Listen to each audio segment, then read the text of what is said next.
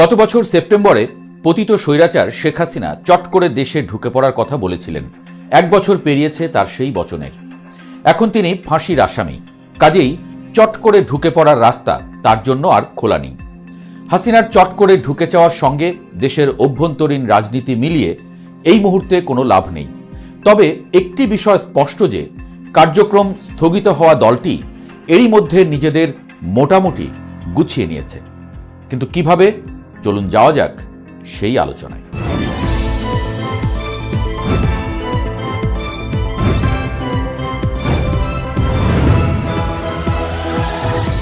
এই মুহূর্তে দেশের সবচেয়ে বড় হট টপিক আসন্ন নির্বাচনকে ঘিরে প্রথম আলোর জরিপ। কারণ 1000-এর কিছু বেশি মানুষের উপর চালানো জরিপটিতে একটা বিষয় জলের মতো স্পষ্ট, আর তা হচ্ছে আওয়ামী লীগ নির্বাচন করুক তা দেশের কেবল 28% মানুষ চায় না। মানে বুঝতে পারছেন তো, বাদবাকি প্রায় সবাই মনে করেন নির্বাচনে আওয়ামী লীগের অংশ নেওয়া উচিত, সেটা হয় শর্ত সাপেক্ষে বা শর্ত ছাড়া। অথচ গত বছর 5 আগস্ট যখন আওয়ামী লীগ সরকারের পতন হয়, তখন একদম তৃণমূল থেকে শুরু করে সবাই ভেবেছিল জয় বাংলার রাজনীতি শেষ। বিএনপি তো ধরেই নিয়েছিল সামনের তাদের সুদিন, আর জামায়াতও নিজেদের প্রমাণ করতে কোমর বেঁধে লেগেছিল। এর মধ্য দিয়েও দেশের রাজনীতিতে যে কিভাবে কেমন করে নিষিদ্ধ ঘোষিত আওয়ামী লীগ বারবার ঢুকে পড়ছে তা নিয়ে অবাক বিশ্লেষকরাও। বিবিসি বাংলা গত 8 ডিসেম্বর বিএনপি ও জামায়াতের তিক্ততা বা কথার যুদ্ধ তীব্র হচ্ছে কেন এই শিরোনামে একটি সংবাদ প্রকাশ করে, যেখানে বলা হয়েছে বিএনপি ও দলটির একসময়ের মিত্র জামায়াতে ইসলামীর মধ্যে বাকযুদ্ধ ও তিক্ততা বেড়েই চলেছে। দুই দলই একে অন্যের বিরুদ্ধে আওয়ামী লীগের ভাষায় কথা বলার অভিযোগ করেছে, যা রাজনৈতিক মহলে কৌতূহল তৈরি করেছে। বিবিসির প্রতিবেদনটি বলছে, বিএনপি ও জামায়াতের কেন্দ্রীয় নেতাদের মধ্যে প্রকাশ্যে পাল্টাপাল্টি কথার লড়াই এতটাই বেড়েছে যে তা এখন দলীয় সীমা ছাড়িয়ে সমর্থকদের মধ্যেও ছড়িয়ে পড়েছে। দুই দলই মুখে মুখে একে অন্যকে আক্রমণ করছে, আর সামাজিক যোগাযোগ মাধ্যমে তাদের কর্মীরা নিজ নিজ দলকে বড় দেখাতে প্রতিপক্ষকে ব্যঙ্গ বিদ্রুপে মেতে উঠেছে।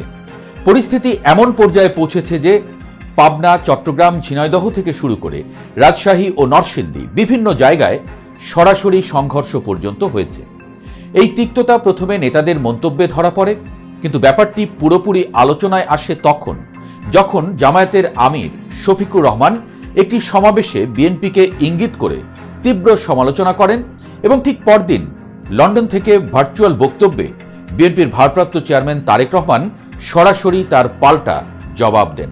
এর শুরুটা করেছিলেন মির্জা ফখরুল ইসলাম আলমগীর। তিনি 11 নভেম্বর তার জেলায় এক সমাবেশ চলাকালে বলে বসেন, জামায়াত একটি মোনাফেকি দল। এরপর 20 নভেম্বর 2025 খুলনায় জামায়াতের সেক্রেটারি জেনারেল মিয়া গোলাম পরোয়ার পাল্টা বক্তব্য দিয়ে অভিযোগ করেন যে বিএনপি এখন আওয়ামী লীগের ভাষায় কথা বলছে। মজার বিষয় হচ্ছে, দুই দলই তাদের প্রতিপক্ষের ভেতরে স্বৈরাচারের ছায়া খুঁজে পাচ্ছে।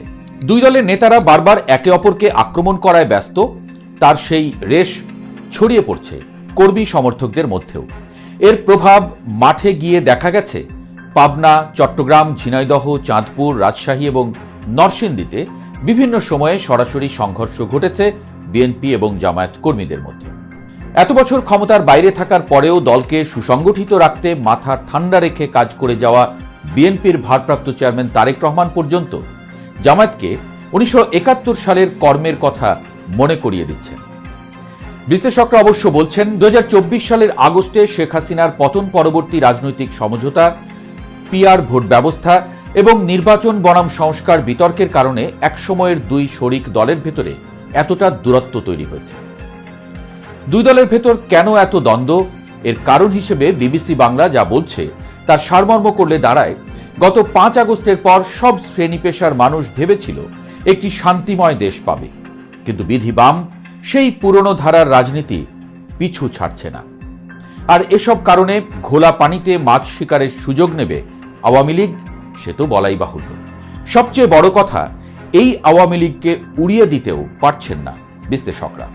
কারণ এরই মধ্যে বেশ কিছু গণমাধ্যম মারফত এই খবরও চাউর যে আওয়ামী লীগের অপেক্ষাকৃত ক্লিন ইমেজধারীরা নির্বাচনে অংশ নিতে পারবে। তারা চাইলে স্বতন্ত্র প্রার্থী হতে পারেন, সে সম্ভাবনাও আছে। এই ব্যাপারে সরকারের কোনো আপত্তি নেই। অর্থাৎ যাদের বিরুদ্ধে মামলা মোকদ্দমা রয়েছে কিংবা মানবতা বিরোধী অপরাধের সঙ্গে সংশ্লিষ্টতা আছে, তাদের এমন কাউকে নির্বাচনে